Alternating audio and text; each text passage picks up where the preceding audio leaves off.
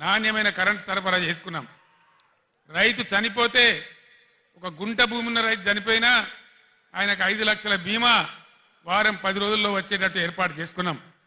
అదేవిధంగా రైతుల పంట మొత్తం ప్రభుత్వమే కొనుగోలు చేసి నేరుగా వాళ్ళ బ్యాంకులలో రైతు బంధు వచ్చే విధంగా చేసుకున్నాం. అదేవిధంగా ఇట్లాంటి కార్యక్రమాలతోని రైతులలో ఒక ధీమా, ఒక ఆత్మవిశ్వాసం కల్పించగలిగినాం. అంబేద్కర్ గారు వెనుకబడిన తరగతుల గురించి పోరాటం చేసిన జ్యోతిబా పూలే గారు చూపించిన మార్గంలో గత 70 ఏళ్లలో లేనటువంటి 1100 గురుకుల పాఠశాలలు వాటన్నిటిని జూనియర్ కాలేజీలుగా మార్చుకున్నాం. అవన్నీ కూడా మీ కళ్ళ ముందర ఉన్నాయి. కులము మతం లేకుండా దళితుల కోసం, గిరిజనుల కోసం, ముస్లిం వర్గాల కోసం, పేద వర్గాల కోసం, బలహీన వర్గాల కోసం 1100 రెసిడెన్షియల్ జూనియర్ కళాశాలలు ఈ రాష్ట్రంలో పెట్టుకున్నాం. దళిత బిడ్డలు, బీసీ బిడ్డలు, ఓసీ బిడ్డలలో కూడా నిరుపేదలు, గిరిజన బిడ్డలు ఎవరు కూడా విదేశాలకు పోయి చదువుకుందామంటే 20 లక్షల రూపాయల ఓవర్సీస్ స్కాలర్షిప్ ఇచ్చుకున్నాం. ఈరోజు ఇవన్నీ కూడా మాయమైనాయి. గత 5 నెలల్లో ఒక్క బిడ్డకు కూడా ఓవర్సీస్ స్కాలర్షిప్ ఈ ప్రభుత్వం ఇవ్వడం లేదు. దళిత వాడలు ధనిక వాడలు కావాలని దేశంలోనే ఎక్కడ లేనటువంటి విప్లవాత్మకమైనటువంటి మార్పు, సంవత్సరానికి 1 లక్ష కుటుంబాలు, 2 లక్షల కుటుంబాలు బాగు చేసుకుంటూ పోవాలని 10 లక్షల రూపాయలు ఇచ్చుకుంటూ ఒక కుటుంబానికి దళిత బంధు కార్యక్రమాన్ని తీసుకున్నాం. ఈరోజు కాంగ్రెస్ పార్టీ వాళ్ళు చెప్పినారు కేసీఆర్ 10 లక్షల రూపాయలు ఇస్తా ఉన్నాడు, మా ప్రభుత్వం వస్తే మేము 12 లక్షల రూపాయలు ఇస్తాం అని ఆనాడు వాళ్ళు మాయ మాటలు చెప్పినారు. 1,30,000 మంది దళితులకు బీఆర్ఎస్ గవర్నమెంట్లోనే దళిత బంధు శాంక్షన్ చేసినాం. ప్రొసీడింగ్స్ ఇచ్చినాం, డబ్బులు జిల్లా కలెక్టర్లకు పంపించినాం. 12 లక్షలు ఇస్తామని నమ్మబలికిన ఈ కాంగ్రెస్ ఏం చేసింది? ఈరోజు ఒక్కలకు కూడా ఇవ్వడం లేదు. 10 లక్షలు కూడా ఇవ్వడం లేదు.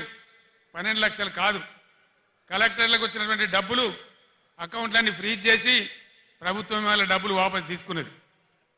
నేను ఒక్కటే మాట మీకు మనవి చేస్తా ఉన్నా, దయచేసి దళిత సమాజంలో ఉండే మేధావులు, దళిత యువత మీరు తీవ్రంగా ఆలోచన చేయాలి. మౌనంగా ఉంటే మన సమస్యలు పరిష్కారం కావు. పోరాటం చేయకుండా ఇది రాదు.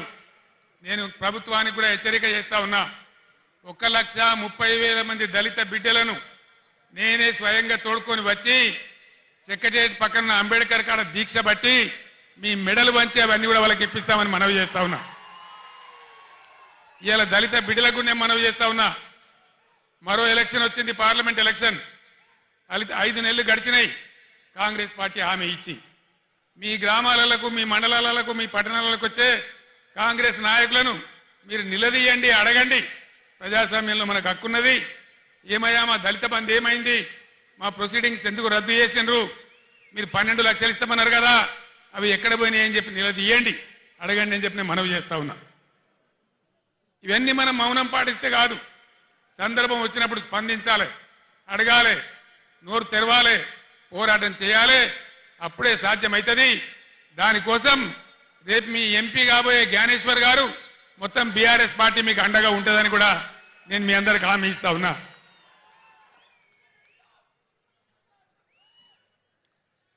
గురుకులాలు పెడితే ఆర్ఎస్ ప్రవీణ్ కుమార్ గారు వాటిని అద్భుతంగా నడిపిస్తే 100,000 మంది పిల్లలకు ఐఐటీలో, ఐఐఎంలో, మెడిసిన్లో, ఇంజనీరింగ్లో సీట్లు వచ్చినాయి.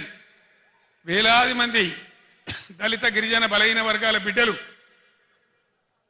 ఓవర్సీస్ స్కాలర్షిప్ తీసుకొని విదేశాలలో విద్య కూడా చేస్తూ ఉన్నారు. కులము మతము ప్రసక్తి లేకుండా కళ్యాణ లక్ష్మి ఇచ్చినాం. ఈ ప్రభుత్వం ఏం చేసింది? కాంగ్రెస్ పార్టీ ఏం హామీ ఇచ్చింది? కేసీఆర్ 1 లక్ష రూపాయలు ఇస్తా ఉన్నాడు, మా ప్రభుత్వం వస్తే తులం బంగారం కూడా కల్పిస్తామని చెప్పినారు. యాడికి పోయింది తులం బంగారం? నేను మొన్న సిరిసిల్లలో కూడా అడిగినాను, తులం బంగారం కొందామంటే మార్కెట్లో దొరుకుతలేదా ఈ ప్రభుత్వానికి? ఇది ప్రజలను మోసం చేయడం కాదా? దయచేసి మీరు ఆలోచించాలని చెప్పి నేను కోరుతా ఉన్నా. అదేవిధంగా కులము మతము అనకుండా కుల వృత్తుల మీద ఆధారపడ్డ బిడ్డలు, గొల్ల కుర్మలకు గొర్రెలను ఇచ్చినాం. ముదిరాజుల గంగపుత్రుల కోసం 100 కోట్ల రూపాయలు పెట్టి చేప పిల్లలు పెంచినాం. చేనేత కార్మికులకు పని కల్పించినాం. సబ్సిడీలు ఇచ్చినాం.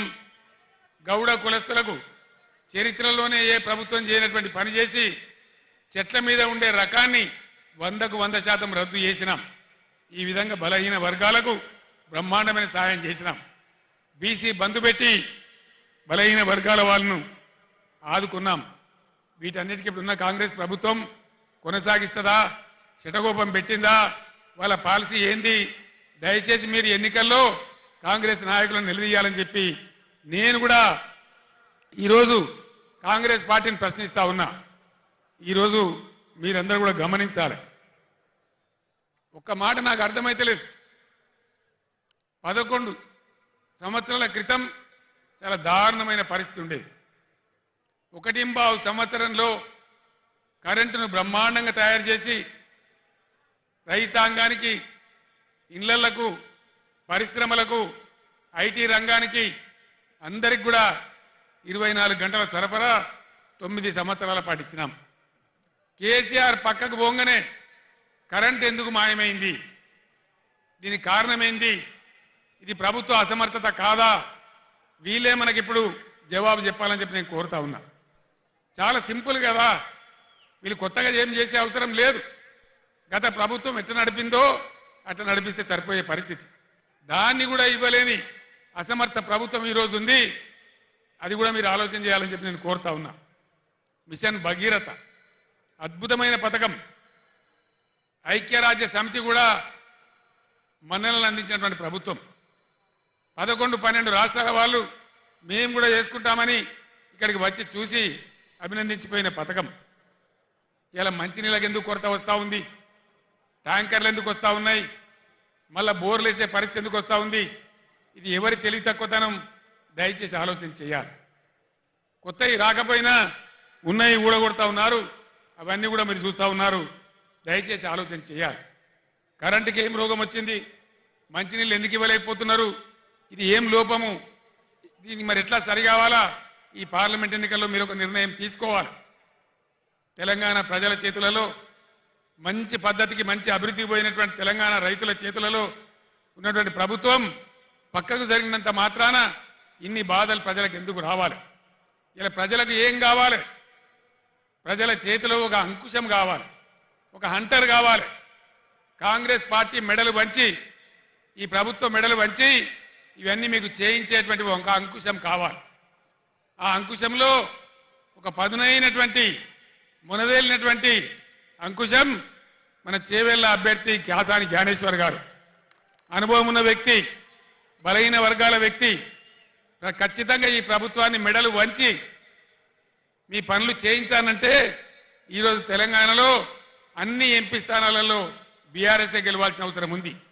లేకపోతే ఏమవుతుంది? ఒకటే మాట మీరు ఆలోచన చేయండి.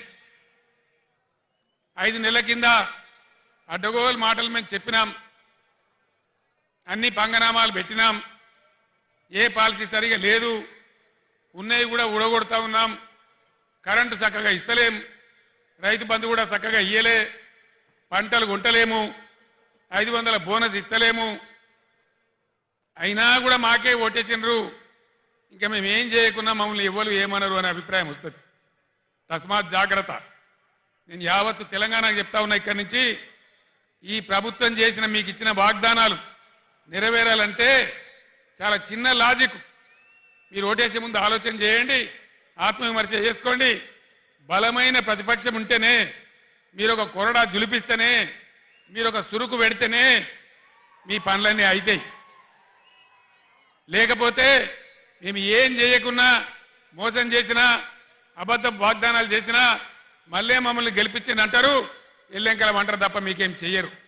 అందుకోసం దయచేసి మీ ఓటు ఖచ్చితంగా ఎట్టి పరిస్థితులలో బీఆర్ఎస్ఏ గెలవాలి, అంకుశంలాగా పనిచేయాలి, ప్రజల కార్యక్రమాలు నెరవేరాలి. నేను ఒక్కటే మాట మీకు హామీ ఇస్తా ఉన్నా. బీఆర్ఎస్ పుట్టిందే తెలంగాణ కోసం, తెలంగాణ ప్రయోజనాల కోసం. ఉద్యమంలో మీ దీవెనతో విజృంభించి పోరాడి తెలంగాణ సాధించినాం. మీరు అధికారం ఇస్తే 10 ఏళ్లు అన్ని వర్గాల ప్రజలను కడుపులో పెట్టుకొని కాపాడుకున్నాం, అనేక మందిని కాపాడుకున్నాం. ఇలా అవన్నీ నా కళ్ళ ముందే పోతా ఉంటే, రైతులు గోసపడతా ఉంటే, పంటలు కొనకపోతా ఉంటే బోనస్ దక్కకపోతా ఉంటే చూసి చాలా బాధ కలుగుతా ఉంది. నేను ఒక్కటే మాట మీకు చెప్తా ఉన్నా, నేను బతికున్నన్ని రోజులు తెలంగాణ ప్రజలకు మంచి జరగడం కోసం పోరాటం చేస్తే తప్ప నోరు మూసుకొని కూర్చోను అని చెప్పి నేను మనవి చేస్తా ఉన్నా. 100కు 100% బీఆర్ఎస్ మీతోనుంటది, మీ ప్రయోజనాల కోసం ఉంటుంది. పుట్టిందే తెలంగాణ ప్రజల కోసం కాబట్టి అన్ని రకాల ప్రజల యొక్క హక్కులు కాపాడడానికి మీ వెంట ఉంటది అని నేను మనవి చేస్తా ఉన్నా. ఈ రెండు పార్టీల వ్యవహారం మీరు చూసినారు. మొన్నటిదాకా